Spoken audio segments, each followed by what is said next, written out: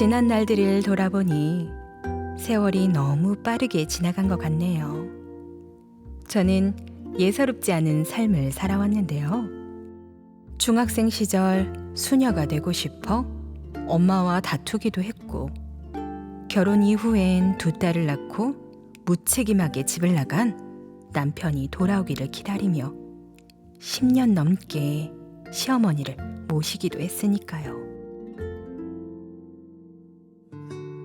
그러던 중 아무것도 모르는 상황에서 단지 조상님께 제사 지내고 섬기는 것이 옳은 일이라는 생각에 대순진리회 신앙도 했는데요. 허전한 마음을 채우기엔 역부족이었습니다.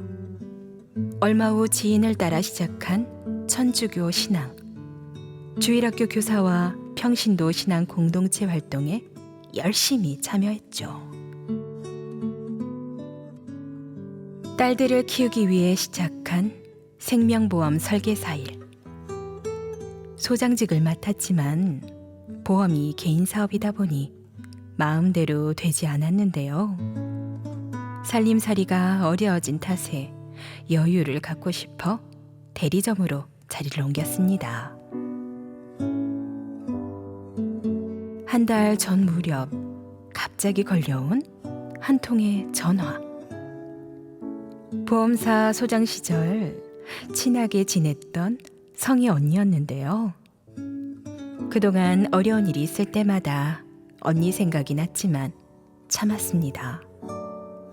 2년 전 있었던 일 때문인데요.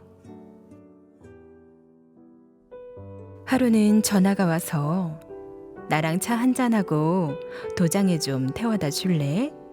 라고 하길래 흔쾌히 승낙했죠.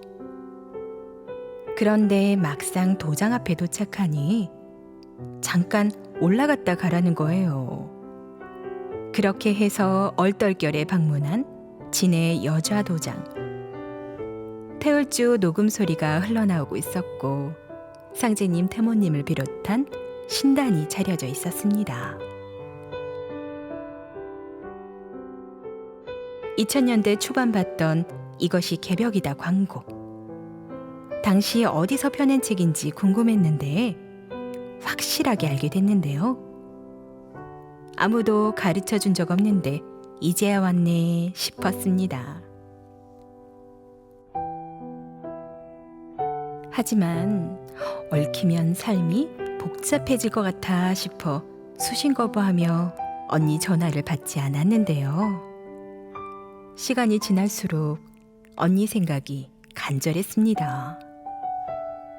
인연의 끈을 끊을 수 없었나 봐요. 막상 전화를 받고 약속 장소에 도착하니 엄마를 만난 것 같이 반가웠습니다. 언니 얼굴을 보니 힘들었던 저와는 반대로 너무 편안해 보이더군요. 또한 전화기에 불이 날 정도로 말이 많았었는데 조용해진 언니. 제 마음이 점점 상제님 진리로 향하는 것을 느낄 수 있었습니다. 이야기도 많이 나눴는데요. 언니, 뭐가 그렇게 좋아? 은채야, 우리 풍수지리, 명리학 등 참 많이도 찾아다녔다, 그치? 진리 공부를 해보니까 그것들이 전부 건설로 치면 단종된 것이나 마찬가지더라. 증산도는 세상 이치를 한 번에 다 볼 수 있는 종합 건설 같아. 도전뿐 아니라 진리서적이 많은데 내가 읽지 못해서 안타까워. 너무 늦으면 나중에 후회할걸. 도장 가는 게 부담스럽다면 집에서 새벽에 청수 모시고 태울주 수행 해보는 것도 좋을 것 같아. 언니의 진실한 권유에 그럼 일주일 동안만 해볼게요. 대답했는데요. 깜짝 놀랄만한 일이 생겼습니다. 수행 첫날 신비한 체험을 하면서 이튿날 도장에 가봐야겠다 생각 들었기 때문이죠. 우여곡절 끝에 방문한 진의 여자 도장. 수호사님과 신앙 상담 후 도장에서 매일 진리 공부를 하기로 했습니다. 수행하면서 느낀 점은 참 나를 보게 됐다는 건데요. 저와 조상님들의 업을 제가 닦아야 한다는 것과 조상님들 회원도 해드려야 한다는 것도 알게 됐습니다. 그리고 우주 변화 원리를 공부하면서 대우주의 이치도 깨우칠 수 있었는데요. 내가 무엇을 겪고 무슨 일을 하더라도 우주는 쉼 없이 돌고 있었구나 감탄했습니다. 그동안 너무도 무지하게 살았다는 생각을 떨칠 수 없었죠. 또한 도장의 젊은 도생님들을 보며 저분들은 상제님 진리를 어떻게 알고 몇십 년씩 신앙해 왔을까? 나는 정말 바보같이 살았구나 부럽기만 했는데요. 내 아집과 무지를 버리고 바르게 살아야겠다. 나를 바로 세울 곳은 상제님 진리밖에 없다 생각에 입도를 결심하는 계기가 됐습니다. 포기하지 않고 저를 참 진리로 인도해준 연희 언니, 성포감님께 진심으로 감사드립니다. 앞으로 많은 사람에게 모범이 되는 천하사 도생이 되겠습니다.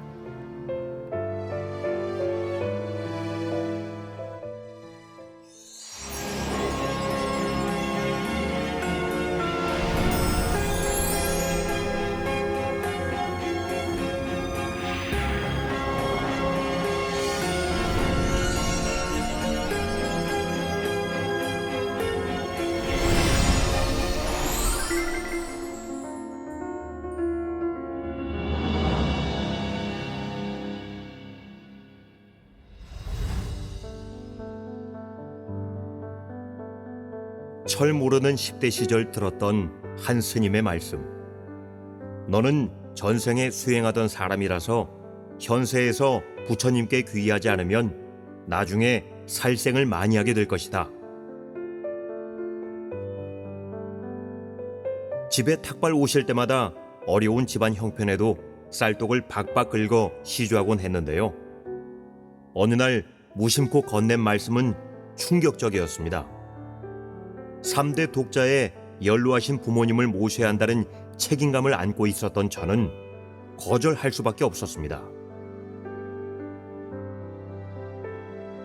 하지만 20대 초반이 되자 스님의 말씀은 현실이 돼버렸습니다.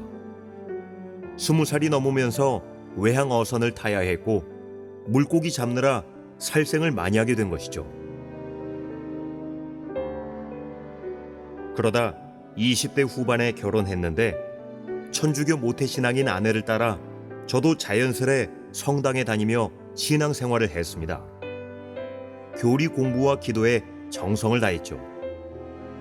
하루는 어떤 분이 못에 뚫린 손바닥을 보여주며 너는 왜 나를 믿지 못하느냐 꾸짖으시는 꿈을 꾸기도 했습니다. 그렇게 신앙하기를 20여 년. 일이 바쁘다는 핑계로 어느 순간부터 점점 신앙과 멀어지고 있었습니다. 제 생활에 변화가 온 건 지금으로부터 3년 전 직장 때문에 평택으로 이사하면서부터입니다. 하루는 시내에서 대순진리회 사람들을 만났는데 따라가서 한 달 정도 공부하다가 그만뒀습니다. 개인 사정상 밤늦게까지 부업을 해야 했기 때문이었죠. 그러던 어느 날 동영상 서비스 채널을 통해 종도사님의 환단곡이 북콘서트를 보며 말로 표현하기 어려울 정도로 감동했습니다. 그런데 갑자기 입원할 일이 생기는 바람에 도장에 가서 책을 사야겠다 싶어 인터넷으로 평택 합정 도장을 찾아 도장을 방문하게 됐습니다. 반갑게 맞이해 주신 포정님을 통해 상생방송과 삼랑대학에 대해 알게 되면서 상제님 진리를 공부할 수 있었습니다. 부업을 하느라 동영상 채널로 기도와 수행법을 익혀 수행했는데요. 시간이 지나자 부업보다 상제님 진리가 더 중요하다 생각들어 부업을 그만두고 입도하게 됐습니다. 부족하고 어리석고 죄 많은 제가 상제님 진리를 공부할 수 있도록 허락해 주신 태상 종도사님, 종도사님께 깊이 감사드립니다. 그리고 바쁜 가운데 시간을 내주신 포정님과 포감님들께도 감사 인사드립니다.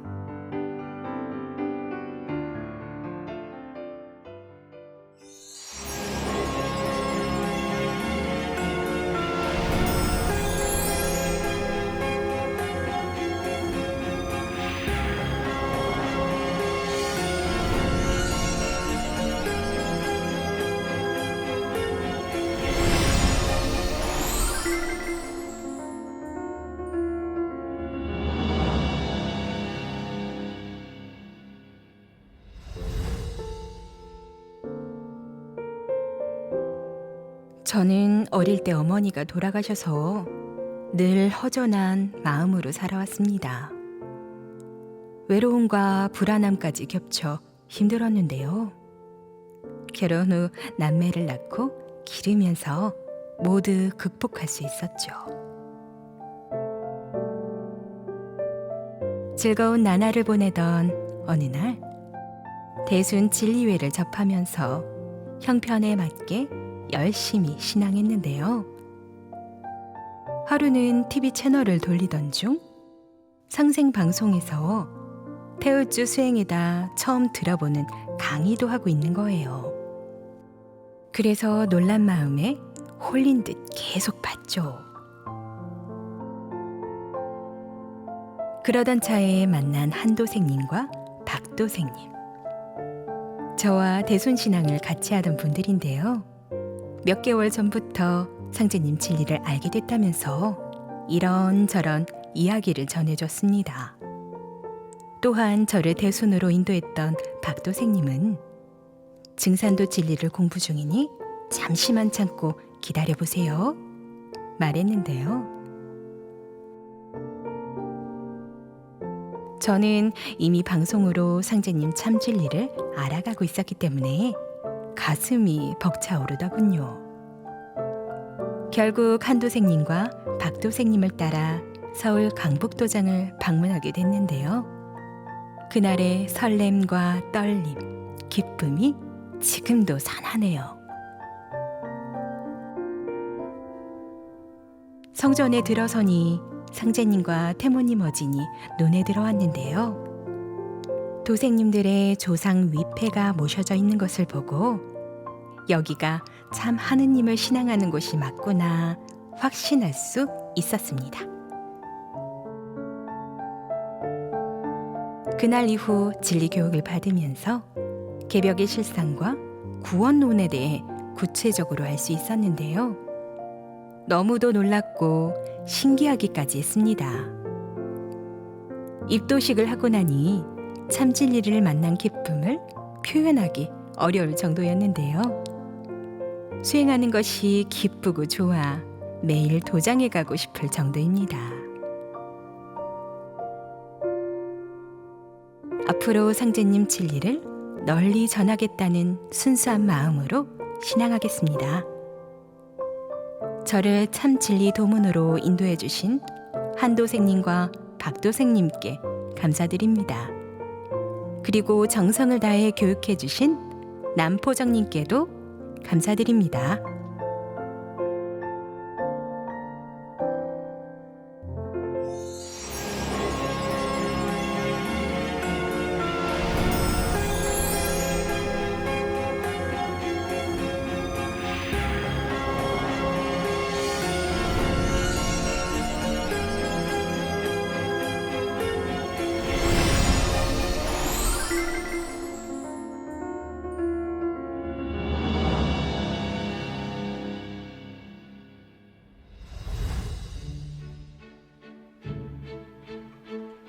시인은 가난하다. 중국 속담처럼 저는 비교적 가난한 인생을 마치 고개하듯 지탱해 왔는데요. 마흔이 되기 직전 협의 이혼을 하면서 지금까지 혼자 살아왔습니다. 이후 어려운 일이 있을 때마다 지인들의 권유로 다양한 종교를 접했지만 정착하지는 못했죠. 저는 유복한 유년 시절을 보낸 후 중고등학교는 기독교 재단을 다녔는데요. 어머니가 독실한 불교 신자였지만 의무적으로 기독교 신앙을 해야 했습니다. 하지만 제가 타고난 성품이 자유분방하다 보니 맹목적으로 얽매이지는 않았죠. 종교의 자유가 있는 우리나라에서 많은 종교를 접하기는 아주 쉬운 일이었는데요. 마음 붙일 곳을 찾아 이곳 저곳 전전하던 중 운명처럼 만난 시인 김도생님. 상제님 진리를 전해 듣고 이곳이 무국대도구나 깨우치며 입도를 결심했습니다. 하지만 제가 처한 현실 탓에 낙담하던 중 거짓말 같은 일이 일어났는데요. 조계종 소속 스님이 된 외아들로부터 10년 만에 안부 인사와 함께 조금의 지원금이 도착한 것이었죠. 순간 눈물이 핑 돌면서 조상님 감사합니다. 상제님 감사합니다. 되뇌었습니다. 이후 진리 공부 도중 상제님께서 모악산 대원사에서 천지 대신문을 여셨다는 것을 알고 깜짝 놀랐는데요. 제 아들도 그곳에서 수행 정진한 기억이 떠올랐기 때문이었죠. 얼마 전 참석한 사단법인 대한사랑 행사. 백두산 천지라는 제 시를 김도생님이 낭독해 주셨는데요. 뜻밖의 경이로운 일들이 생기면서 더욱 도전 공부에 열중하게 됐습니다. 고희가 넘도록 살면서 뒤늦게 참진리를 만났지만 너무도 감동적이고 행복합니다. 상제님, 태모님, 태상 종도사님, 종도사님, 그리고 우주의 모든 신명님께 감사드립니다. 앞으로 상제님 진리를 널리 알려 후천 대동세계를 건설하는 일에 일조하겠습니다.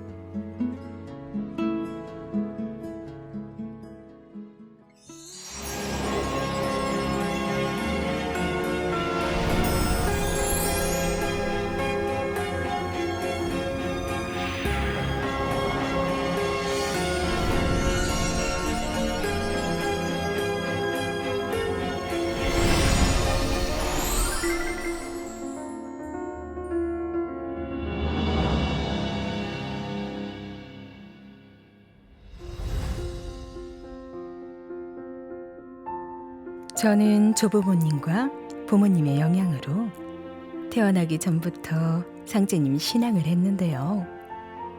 원래 안내성 성도님 교단에서 신앙하시던 부모님은 제가 어릴 때 그곳을 나와 집에서 상제님을 모시고 절기치성을 올리곤 하셨죠.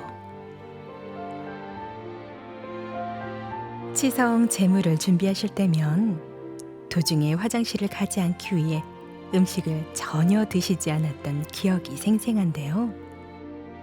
한결같은 정성을 보며 자란 저는 부족하지만 그동안 부모님의 신앙을 지키기 위해 노력해왔습니다. 그래서였을까요? 하루는 남동생이 전주 경원도장을 가리키며 저곳이 상제님을 모시는 곳이다 알려줬는데요. 도장을 한번 찾아가 봐야겠다 마음먹었지만 생각처럼 쉽지만은 않았습니다. 그러다가 이번에 방문했더니 수호사님이 너무도 따뜻하게 맞이해 주시더군요. 이후 신앙 상담을 하면서 이번에 입도하지 않으면 안 되겠다 생각이 들어 입도를 결심하게 됐습니다. 입도 후에는 남편과 자식들이 상제님 신앙을 할 수 있도록 기도하는 마음을 담아 어려운 가운데 시선조 천도치성도 올렸는데요. 도움 주신 도장 도생님께 감사할 따름입니다. 다시 한번 감사 인사드립니다.